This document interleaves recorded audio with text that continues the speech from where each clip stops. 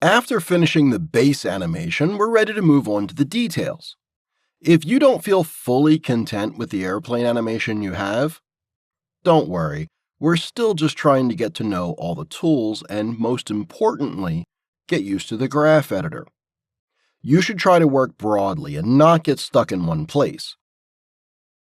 Open the graph editor, go through the translation and rotation curves, see if they're not too busy.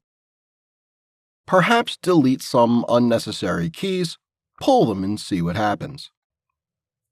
Let's focus on the propellers. Click on one of the propeller controls and hit F. Now we can clearly see them. We can start animating them.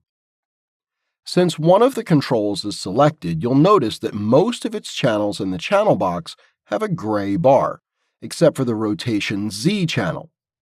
That is because these channels were locked so that we wouldn't be able to key them or change their value.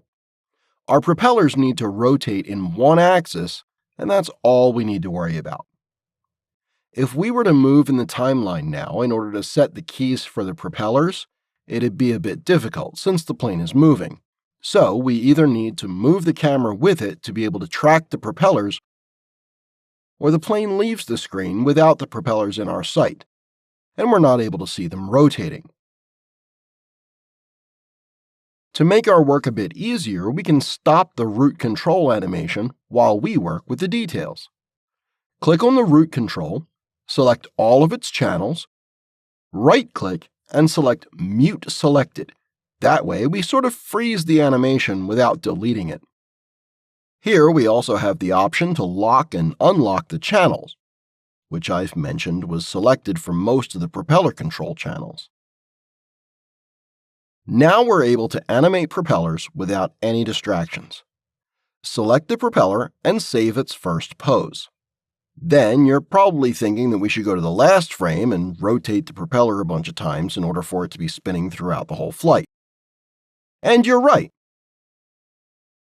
The only problem is that it could take a while for us to figure out how many times do we actually need it to rotate to create a believable spinning animation.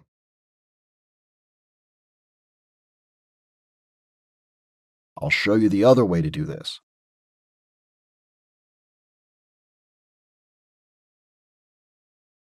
Let's say that we do one spin of 360 degrees in 10 frames. And we also want it to be rotating at a constant speed, so we need a linear curve.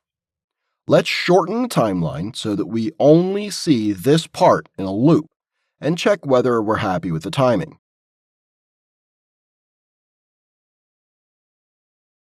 Yes, I think the speed looks great. We don't want it to be too fast, because then it would actually look as if it's standing still, and we don't want it to be too slow, because then it'll just not look believable. Now, in the graph editor, we can use another great tool to repeat this spin animation over and over. First, go to View, and make sure you have Infinity selected. Here you can see that before and after our short animation of 10 frames, the rotation stops. We have a straight horizontal line, which means that our control doesn't have any value changes over the time it stays frozen at its final pose. If we go to Curves, Post Infinity, Cycle,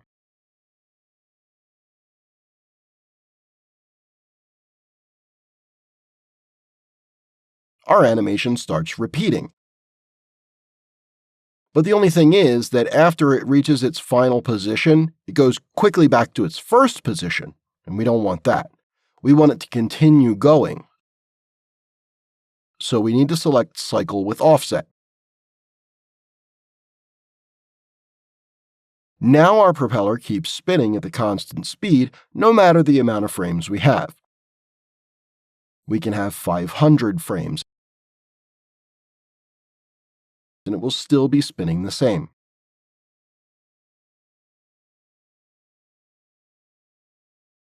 Let's repeat the same steps for the other propeller.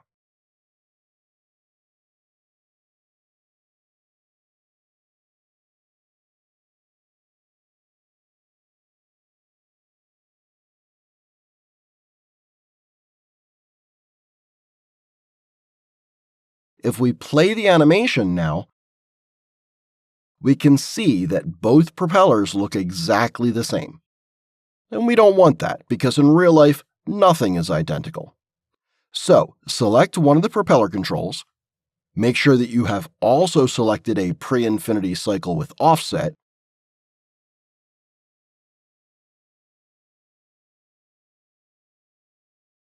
Now select the curve and middle mouse drag it up or down to change the position of the propeller.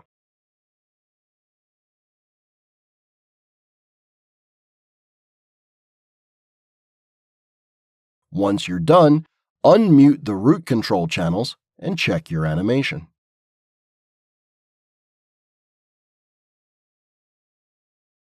Don't forget that you can hide the controls while playing the animation if you remove the letter P from the airplane control layer.